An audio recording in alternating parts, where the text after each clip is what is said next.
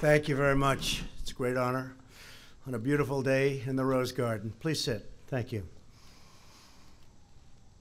To ensure that all resources of the federal government are focused on the arriving storm, I have decided to send our Vice President, Mike Pence, to Poland this weekend in my place. It's something very important for me to be here. The storm looks like it could be a very, very big one indeed.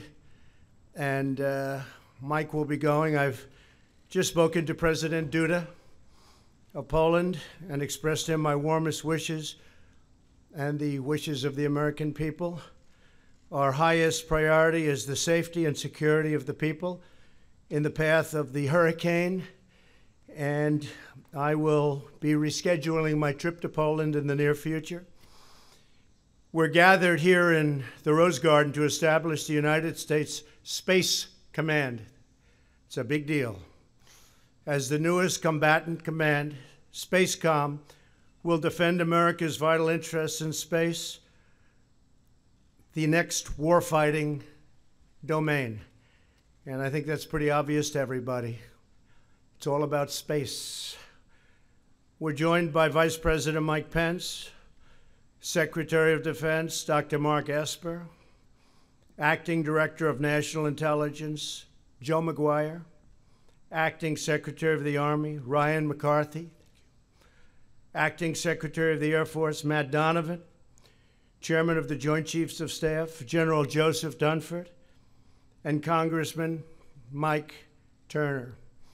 We're especially grateful to welcome the new leader of SpaceCom, General Jay Raymond, highly respected man within the military, joined this afternoon by his wife, Molly. Thank you. Thank you, Molly. Congratulations, Molly. It's great. Their wonderful family and several of their friends. General Raymond, congratulations. So important. I know he's going to do a fantastic job. Thank you very much.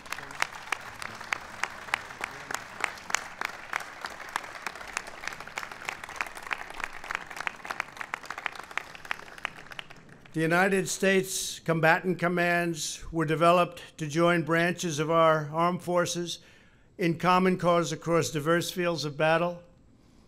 Each of the United States military's combatant commands has an area of responsibility, from CENTCOM, which oversees our mission in the Middle East, to our most recent CYBERCOM, which we established just last year to protect Americans from the most advanced cyber threats, and also to create very, very severe and powerful offensive threats should we need them. The dangers to our country constantly evolve, and so must we. Now, those who wish to harm the United States, to seek to challenge us in the ultimate high ground of space, it's going to be a whole different ballgame. Our adversaries are weaponizing Earth's orbits with new technology targeting American satellites that are critical to both battlefield operations and our way of life at home.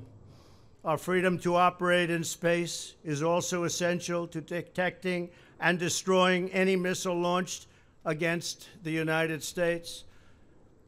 So just as we have recognized land, air, sea, and cyber as vital warfighting domains, we will now treat space as an independent region overseen by a new, unified geographic combatant command. The establishment of the 11th Combatant Command is a landmark moment.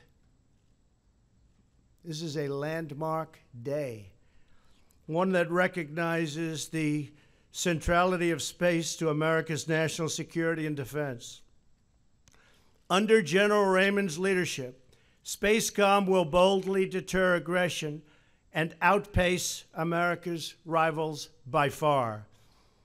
For 35 years, General Raymond has led and commanded space operations at every level in the U.S. Air Force.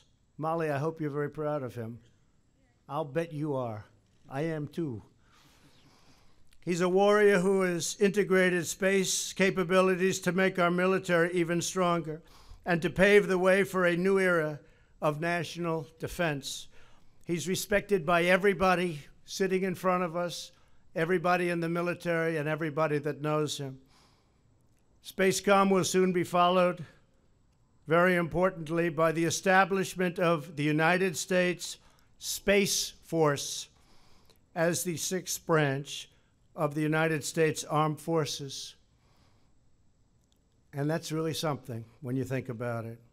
The Space Force will organize, train, and equip warriors to support Spacecom's mission. With today's action, we open another great chapter in the extraordinary history of the United States military. Spacecom will ensure that America's dominance in space is never questioned and never threatened, because we know the best way to prevent conflict is to prepare for victory. From our nation's first days, America's military blazed the trails and crossed the frontiers that secured our nation's future. No adversary on earth will ever match the awesome courage, skill, and might of American armed forces. Today, we salute the heroic men and women who will serve in Spacecom and keep America's horizons forever bright and forever free. We have budgets since we came into the administration, since the election of 2016, since January 20th of 2017, we have done things with the military that few people would have thought possible. Budgets of $700 billion, $716 billion, and now $738 billion. Nobody would have thought that that was possible, but we had them approved by Republicans and Democrats, and that money is now building the most advanced equipment anywhere on earth, equipment that nobody even could have conceived of even 2 years ago.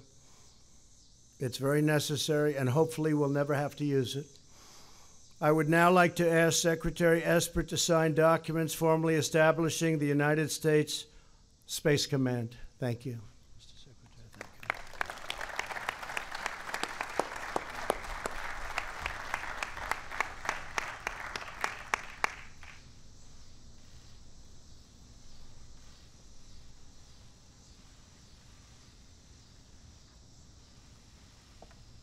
Thank you very much. Congratulations. Take a photo. Yes, thank you. Thank you. Step back here and get a sign here. Thank you.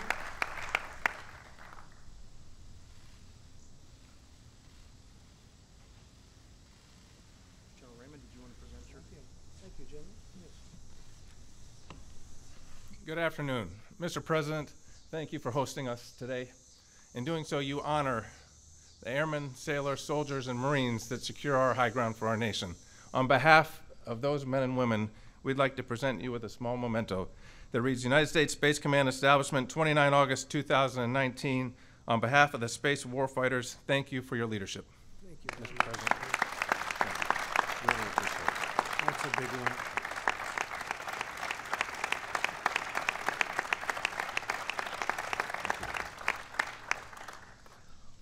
That's a big one. Thank you very much. I'd now like to invite Chief Master Sergeant Roger Toberman to the stage to unfurl the flag of the United States Space Command. Thank you very much.